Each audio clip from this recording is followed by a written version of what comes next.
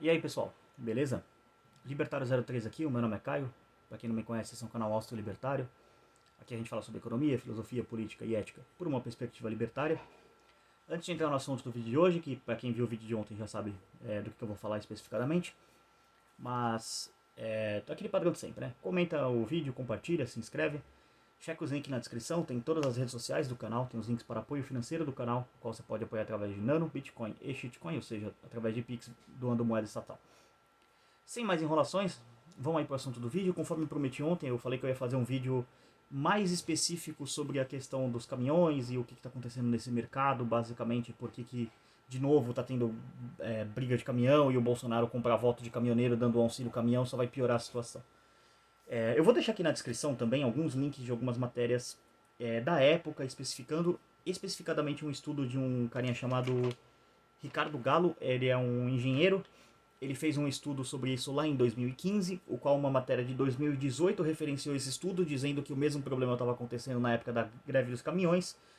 E aí você tem matéria de 2019 do Bolsonaro anunciando o reaquecimento do programa do PT, que fez essa bagunça em primeiro lugar, mas eu já chego lá, mas vai estar aqui na descrição também.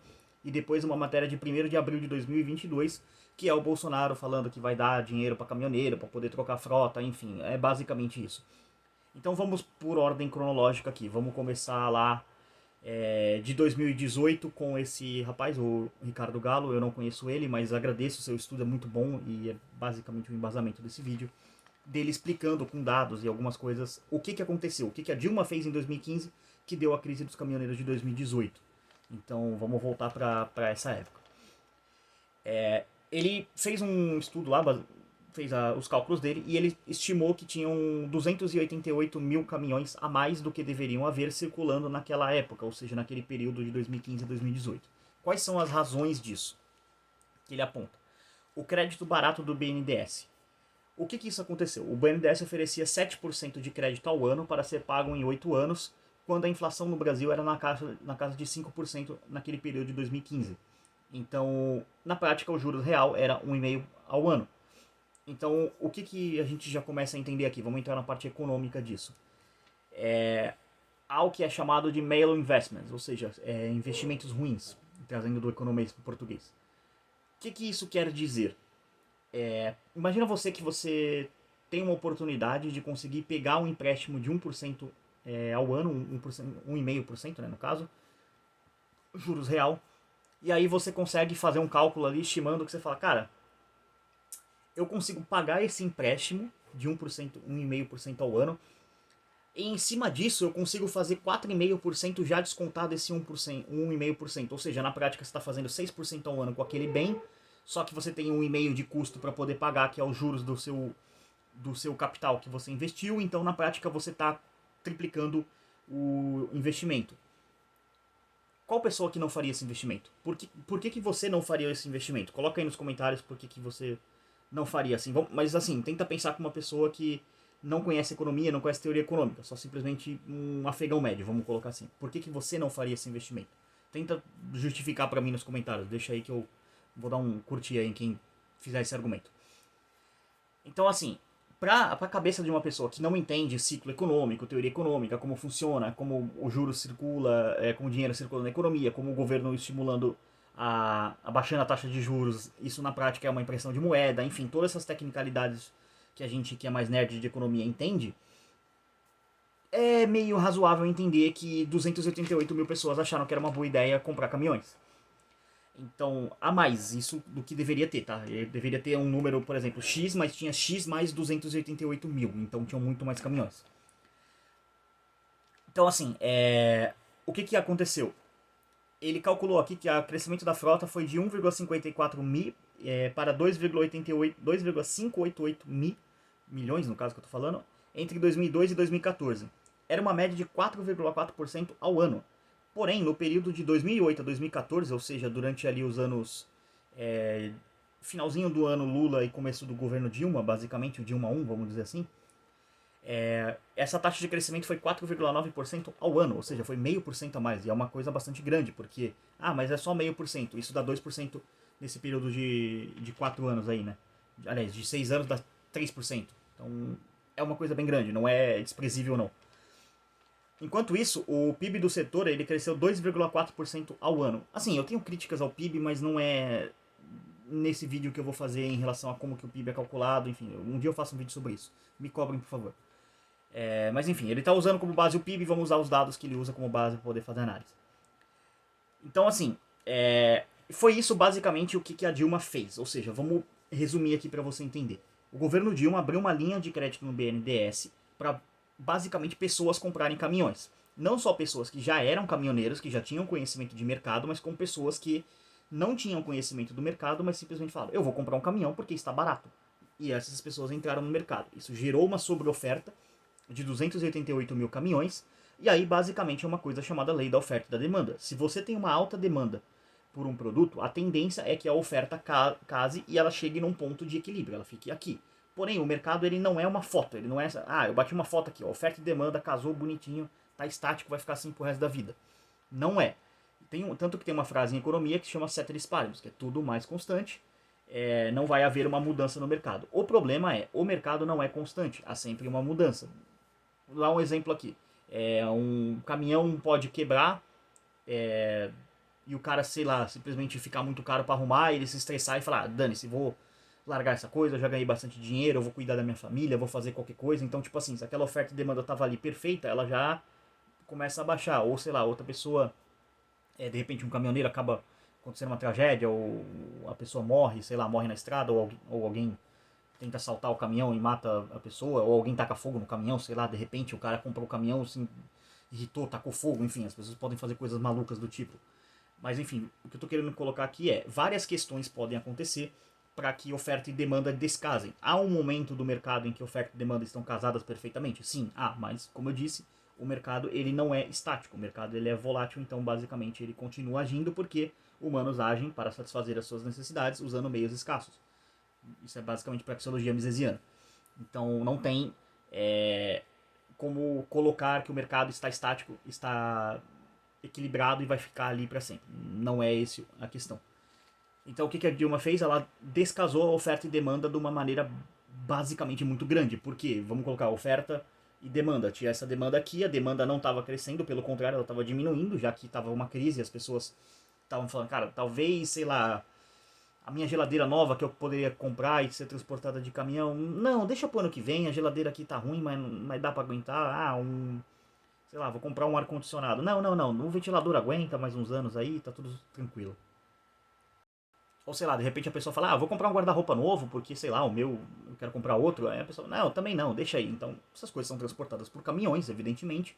E aí, se as pessoas estão descomprando, vamos dizer assim, deixando de comprar, a demanda por frete vai para cá e a oferta está indo para cá. Por quê? Porque você está injetando dinheiro no mercado e gerando caminhões. Isso estourou em 2018 com a crise dos caminhoneiros, enfim, aquela treta toda. Quem se lembra aí, basicamente, os caminhoneiros ficaram putos e decidiram parar, e aí foi um caos, porque o Brasil depende pra caramba de caminhão, basicamente, que é uma falha de... na verdade, não dá pra dizer que é uma falha do planejamento central da economia brasileira, porque se eu chamar esse planejamento central de falho, na verdade eu tô dizendo que o Brasil não é dependente de caminhão, o que é o oposto. Então, na verdade, o planejamento central da economia do Brasil funcionou para fazer a gente dependente de caminhão, ou seja, basicamente a gente vive na mão de caminhoneiro. E isso é uma coisa bem ruim. Então, assim, vamos para as cagadas que o Bolsonaro fez, porque, assim, isso aqui é tudo que a Dilma fez, tá? Agora vamos falar das cagadas que o Bolsonaro fez, porque, assim, a Dilma, ela esculpiu uma pilha de cocô gigantesca, e o Bolsonaro foi, jogou mais um pouquinho de cocô e depois colocou um milho em cima. É esse o Bolsonaro. É o bolsopetismo, como tem que ser chamado. Então, assim, lá em 2019, ele anunciou a reabertura desse crédito com 20% de entrada. O governo Dilma, ele não exigia uma entrada, ou seja, na prática você podia chegar na loja e falar, aí, me vende um caminhão aí, como é que você vai pagar? Paga no crédito aí e a gente acerta depois. O governo Bolsonaro não, tipo, o caminhão, por exemplo, vou dar um exemplo, sei lá, não sei quanto que custa um caminhão, não tenho noção de preço, mas vamos supor, custa 100 mil. Você tinha que chegar com vintão lá e comprar o caminhão, que seria 20% do valor do caminhão. Então tem essa diferença na prática, é um pouco menos de subsídio para crédito, enfim, mas não quer dizer que não seja ruim. E aí a gente vem pro ponto que é o vídeo de ontem que eu estava explicando, que é a questão da PEC Kamikaze dando dinheiro para caminhoneiro. Por quê? Porque não está compensando ser caminhoneiro no Brasil. Esses negócios que vieram, os 288 mil caminhões, já teve essa nova injeção de crédito no governo Bolsonaro, então na prática mais pessoas compraram caminhões. Eu não consegui encontrar dados até o momento da gravação do vídeo sobre essa nova ingestão, como isso causou, se teve algum efeito, quais foram os números exatos. Mas vamos colocar aqui, nesses 3 anos, vamos supor aqui, que metade desses 288 mil que já tinha continuaram e metade disso entrou a mais. Então são mais 144 mil caminhões. Se eu não me engano, deve dar 402, alguma coisa assim, 88, 95, 402 mil caminhões. É mais ou menos assim. Enfim, se eu estiver errado aí nos números um pouquinho, me corrijam aí. Vamos supor que sejam 402 mil caminhões a mais hoje circulando no Brasil do que deveriam. E de novo, a gente está num cenário pós o grande evento de 2020 e 2021, que as pessoas não compravam coisas porque a prioridade saiu de, eu vou trocar meu guarda-roupa, tipo, eu vou comprar arroz porque senão eu vou morrer de fome. E mesmo, o arroz é transportado por caminhões. Sim, o arroz é transportado por caminhões, mas o volume de transporte diminuiu por causa de todos esses problemas que foram acontecendo. Então, na prática, o que está acontecendo? O Bolsonaro está jogando mais dinheiro no mercado, através desses 41,2 bilhões da PEC Kamikaze, para poder comprar voto dos caminhoneiros, agradar os caminhoneiros, tentar chutar a lata para frente. Porque assim, isso vai estourar em algum momento, de novo, uma nova crise dos caminhoneiros. Por quê? Porque simplesmente não tem frete para todo mundo, isso é óbvio. Pra ter frete pra essa galera toda, o país teria que estar basicamente voando, as pessoas teriam que estar comprando coisa pra cacete, e não é o que tá acontecendo, porque a gente tá saindo do grande evento de 2020, as pessoas ainda estão com o pé no freio, o governo Bolsonaro fez um monte de merda, prendeu pessoas em casa, na prática, por causa da lei 13979. Eu vou deixar um vídeo na descrição explicando isso, e eu falei um pouco mais detalhado sobre isso no vídeo de ontem, então o vídeo de ontem também na descrição. Então, tem todas essas questões de todos os problemas que foram causados pelo governo Bolsonaro, a impressão de moeda massiva, o que está desvalorizando o poder de compra da moeda, o que faz com que as pessoas não tendam, na prática, a não comprar tantas coisas assim, porque os salários dela estão valendo menos, então não é uma boa ideia você entrar num financiamento longo, porque o seu poder de compra vai ser menor, você vai ter que pagar R$300 de parcela, um exemplo, mas aí o quanto aqueles R$300 vão ser mais valiosos no futuro é um problema, porque na prática você pode ganhar R$1.200, por exemplo, consegue pagar 300 ali, ou sei lá, vai, R$2.400, pagar 300, aí você tá pagando 5 conto no quilo do arroz. Aí, sei lá, daqui 3 anos, quando você estiver pagando o último ano de parcelamento, por exemplo, você tá pagando tipo 30 conto no quilo do arroz, um exemplo, tá? E você tá ganhando ainda mais ou menos ali uns 10, 20% a mais, que não vai fazer muita diferença. Então tem essa questão, isso é como a inflação ela corrói o poder de compra ao longo dos anos.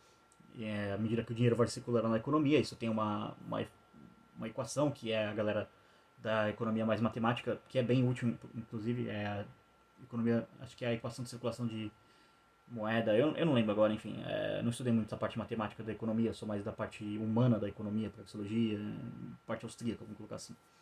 Mas tem como calcular a velocidade da moeda, tem essas formas, se está rápido, se está muito devagar, enfim. Tem como fazer esse cálculo, mas a tendência é que à medida que a moeda circula, os preços vão aumentando, e aí você tem o que é popularmente chamado de inflação, que é um erro, porque a inflação é a expansão da base monetária. A inflação acontece no momento que o governo imprime moeda. E, bom, o governo, falando em comparação Bolsonaro e Dilma, o governo Bolsonaro imprimiu 230% mais dinheiro do que o governo Dilma. Então, vai dar uma crise 230% maior? Não é tão assim, mas enfim, a crise que o governo Bolsonaro está causando, já causou e na verdade ainda vai reverberar, é gigantesca. Então se defendam disso aí, mas especificadamente fazendo aquele recorte do vídeo de ontem para o vídeo de hoje, explicando a questão dos caminhões, é por causa disso. Se você é caminhoneiro, sei lá, se esse vídeo chegar para algum caminhoneiro, conhece algum, manda aí o vídeo aí para ele explicar, dá um depoimento aí como tá o setor, questão de frete, como que era, se ele já é caminhoneiro há muito tempo. Essas pessoas podem agregar bastante ao vídeo.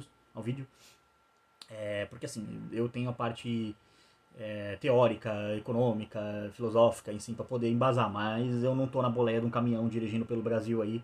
E não tô dizendo assim que esse vídeo não é pra, tipo, não interpretem como, o caminhoneiro foi burro por comprar caminhão. Não, simplesmente era o estímulo que ele tinha na época. Então, só foi uma decisão ruim, conforme o tempo provou, por causa dos fatores econômicos. Então, não é esse vídeo não é, tipo, um desrespeito aos caminhoneiros. São muito importantes, mas Se você conhecer algum aí, manda pra ele e pede pra ele assistir o vídeo aí, dá a opinião dele aí, dá o relato dele, como que tá o mercado de fretes aí.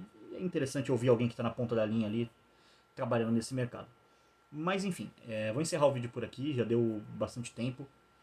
Quero agradecer a todo mundo que assistiu. Aquele padrão de sempre, se você chegou até o final do vídeo, deixa um cheguei aí, um comentário, hashtag cheguei, pra ajudar a engajar o vídeo aí. Deixa alguma opinião aí que você tiver, sei lá, se você discorda de alguma coisa que eu falei aqui. Checa os links na descrição, esse vídeo vai estar com bastante link, vai ter o vídeo que eu estou explicando sobre a atuação do Bolsonaro no grande evento de 2020, e os artigos que eu usei, especialmente o estudo do Ricardo Galo. Eu não conheço ele, mas novamente gostaria de agradecê-lo. Esse artigo foi muito bom, embasou o vídeo. E é isso. Por esse vídeo é isso, até o próximo. Tchau, tchau.